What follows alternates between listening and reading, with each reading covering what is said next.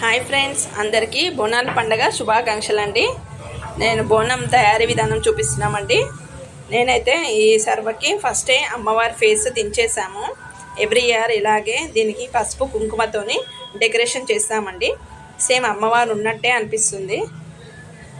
చాలా మంచిగా అనిపిస్తుందండి ఇలా తయారు చేయడం. సైడ్లోనేమో ఒక సైడ్ ఓం అండ్ ఒక సైడ్ స్వస్తిక్ అండి. దీంట్లో అయితే మేము పరమాన్నం ప్రిపేర్ చేసాము.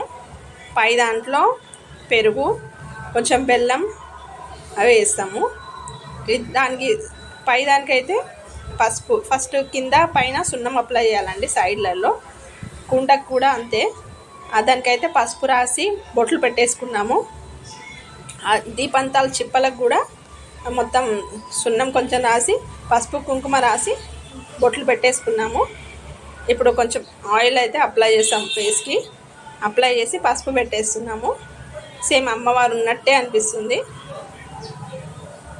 లిప్స్కి బొట్టు దగ్గరనేమో కుంకుమ పెట్టేస్తాము. ఇలా మొత్తం అప్లై చేసేస్తే చూడడానికి బాగా అనిపిస్తుందండి. ఎవ్రీ ఇయర్ ఇలాగే చేస్తాము. ఎర్లీ మార్నింగ్ లేచి పూజ అన్ని కార్యక్రమాలు అయిపోయినాక అమ్మవారిని రెడీ చేసేసుకుంటాము. అంతలోపు మా అత్తయ్య గారు అయితే వంట చేసేస్తారు. ఒక గుడికి ఏమో బోనం తీసుకెళ్తామండి, అమ్మవారి గుడికి.